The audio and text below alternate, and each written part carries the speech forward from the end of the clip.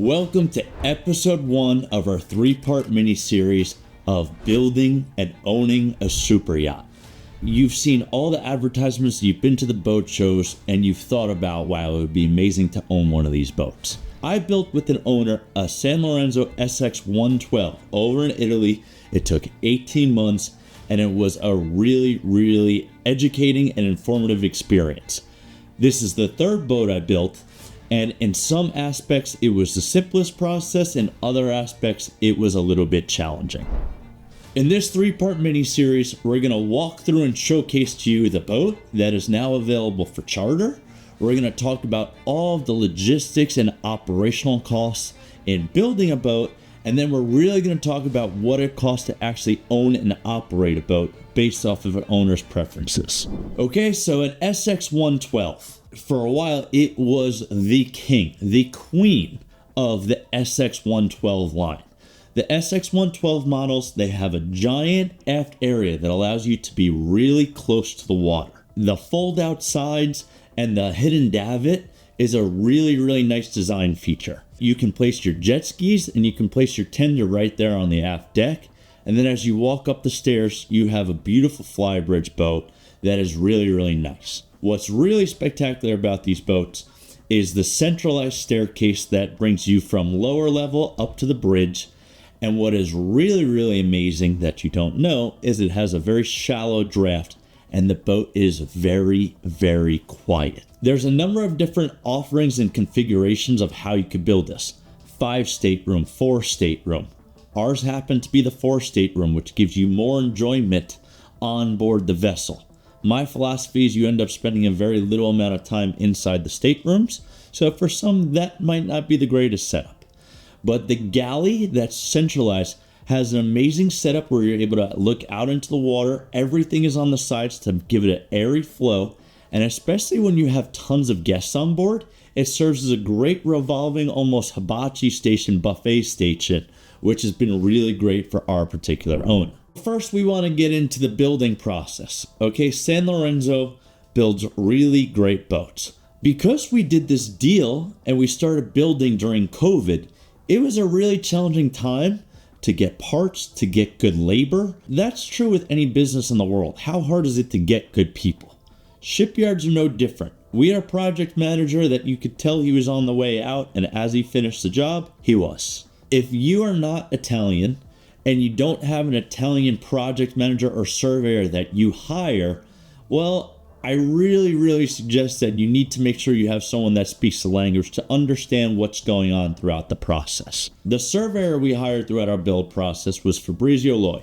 He did a great job. He went to the boat about 12 different times throughout the building process. He would send a report each month with the findings, with the progress, and what was going on. Certain boats are built without their own representation, and that is something that I highly discourage. I've had boats that we built that come over new, the cushions show up missing, nothing is done properly, and they say, hey, we'll just take care of it when it gets there. Now, that was something they could do during COVID, when it was the first time in history with waiting lines and lists, and if you don't take this boat, the next person will. But a project manager to build the boat is going to run you about $80,000 to $90,000 for a boat of this size. They could be centrally located in Europe, sometimes they're out of Florida, and oftentimes the shipyard wants to know who it's going to be, someone that they've worked with before, worked alongside of before, because you can imagine if there's someone making a mountain out of a molehill on certain aspects throughout the build, that not only can slow it down, but that costs the shipyard tons of money and keeps the client from enjoying their boat. But it's a balance that needs to be had. While we initially elected to have the 4 stateroom model for the simple fact that most boats in this size don't have 5 staterooms. If you put a 5 stateroom boat, which the majority of these boats now are built this way, my take, the master goes on the main deck, which takes away from guest experience, but it really forces the crew quarters to be really tough. If you can't have happy and satisfied crew, you have a lot of turnover that leads to more expense, and it kind of ends up feeling a little bit crammed for your guests and you as well. So that's a consideration. Our owner said, about midway through, well, what if we change it to a 5 stateroom model? And I said, A, it's way too late to do that.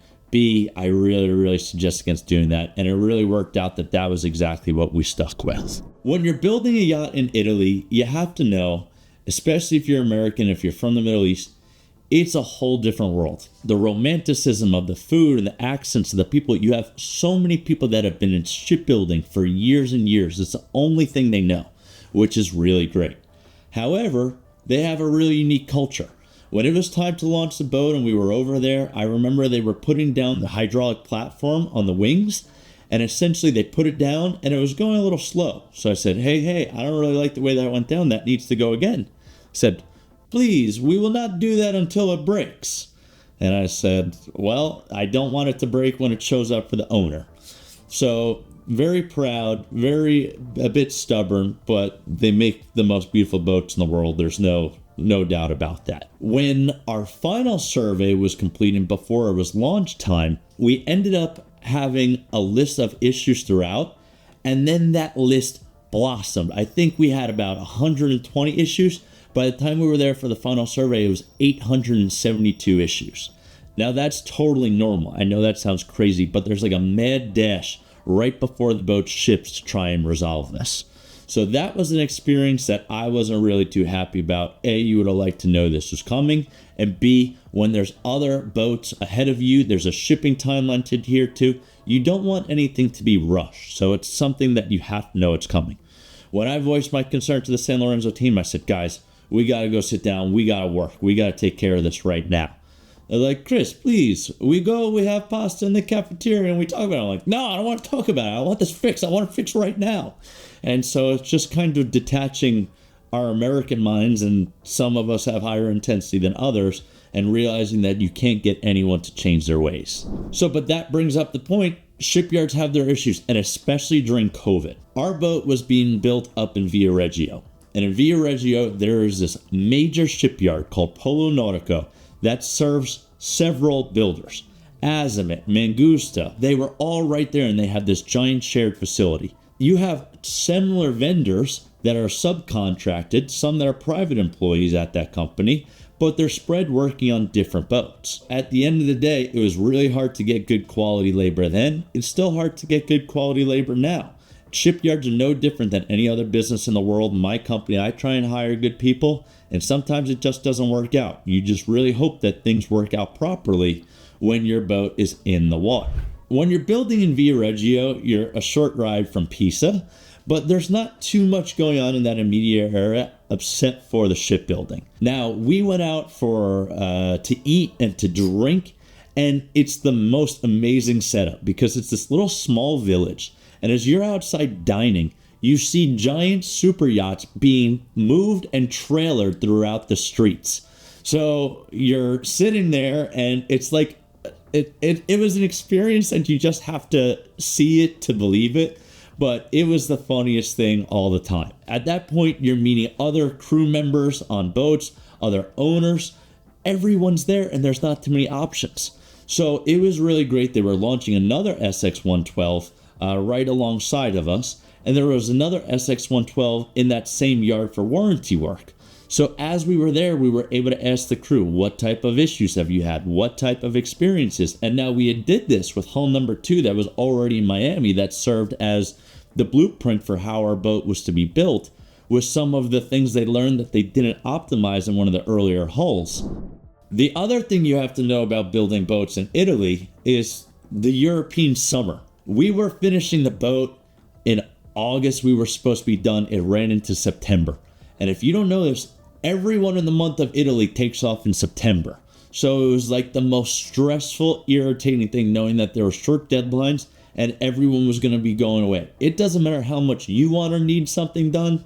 I have my vacation scheduled. I have my holiday scheduled. I'm going. See you later. So same thing when you're ordering parts, like the month of September is just, it's like pulling teeth. You won't get an email back for 3 weeks. So this is just a systematic issue that we're not accustomed to and not used to.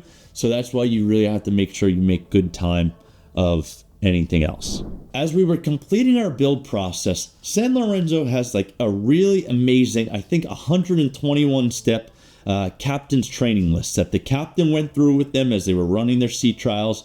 Since we have 4 Volvo IPS engines, there was the Volvo technicians on. They were doing their sea trials with the mountains in the background, the cooler water. Being out on the sea trial and being out on that boat, super, super exciting. You have tons of vendors, tons of representatives from the shipyard. It's a really, really cool, exciting experience. Much different than doing a used survey on a boat that we typically do when we're buying a brokerage vessel. So as we were wrapping up those final issues I mentioned earlier, there was a mad dash towards the end. We were initially supposed to be featured in the Fort Lauderdale Boat Show, but since our build ran a little bit longer, we end up missing it. So our owner, disappointed that we weren't going to stick to the deadline, of course he understood, but he really wanted the boat back for Art Basel. So once it was time to ship the boat back to Miami, there's a mad dash to make sure it's done properly. The captain's there with them when they load it onto the ship, and that's it. We end up going our separate directions. We took the train through the Italian countryside up to Genoa, was able to check on a few of our other clients' boats, and then we were able to fly out from there. Shipment cost about $140,000, $180,000, somewhere in there, depending on if you do a load on or if you sail it on to like a DYT ship. There's less risk of damage. The boats stay a little bit cleaner because shipping is something where boats can get pretty beat up. We've had several boats get very damaged during shipment. One time they left the door open in shipment. It shipped for a month up to Vancouver. It was full of soot. The doors were pressurized and locked up. So just wacky stuff, especially if they put it down below deck. You have hydraulic oils and leaks. So shipping a boat could be very stressful. So once the boat arrives, you have to make sure that you take it over to the Bahamas to do your offshore closing. So we have to go over to Bimini to do our closing. We sail over and now it becomes our boat and we have to get it back. Sanlorenzo says, oh wait, we still have a few commission things we need to do before it goes back to your home slip. And you're like, oh man, you know what, we really need to be back. We really need to be back for this event. Sanlorenzo does their works at the dock. We end up getting it down, arriving the night of the start of Art Basel. All the boats are lit up. All these boats are having parties with the Miami skyline behind you. Super cool experience. But guess what? There's still a lot to do to make sure this boat is ready to have 120 guests on board for the first time. So the owner, like a kid on Christmas, excited to use his new toys, he has his friends showing up for day 2 of Art Basel, and they're planning on going out. His other friends are taking out their boats. But unfortunately, the first experience was a tough one. The weather was not really cooperating that day. All the other boats in the marina were there. And the new captain says to the owner, listen, we really should not go out today. The owner's like, please, come on, let's do it, which is understandable. And the captain says, hey, here's the risk of if we do this. I really don't think we should.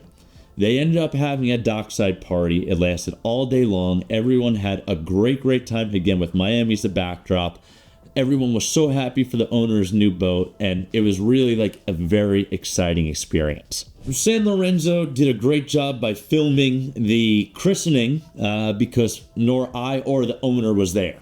Okay, so they were giving us routine photos of progress. They put together this video with the champagne being broken right on the bow. And just again, A1 professionalism from a really great company. Once the weather cleared up, the next day, the boat went out for its first maiden voyage with the owner. The boat went out for about an hour and a half, and I got a call from the captain. Chris, all the alarms started going off. We're having an issue. I'm having the boat towed back to the dock just to make sure that I don't do any more damage. Not what you want to hear for a brand new owner of something that cost so much money that took 18 months to build. But this is the reality of yachting. The boat ends up coming to the dock. Sanlorenzo says, hey, we have a bunch of people on other boats that we just delivered.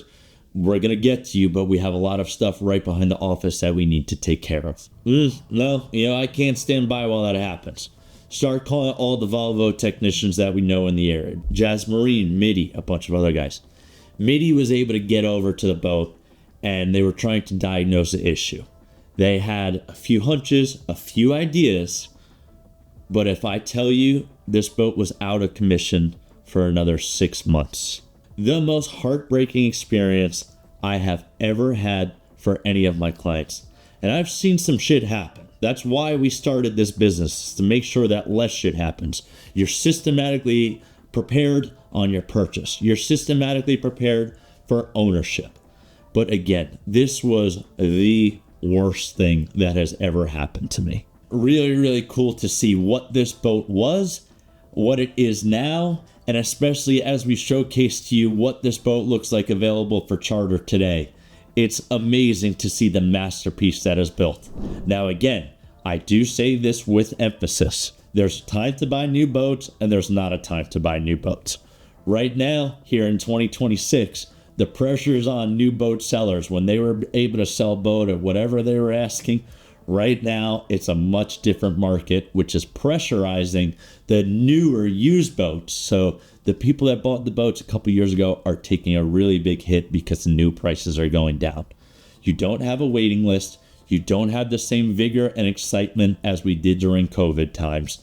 So yet again, this is just something that is very important that you check out the yacht calculator for you to be able to buy your boats at the lowest price. If you watch this all the way through, you know that our company, Yacht Zero, we're trying to make sure that people buy the right boats at the right prices. That's first and foremost.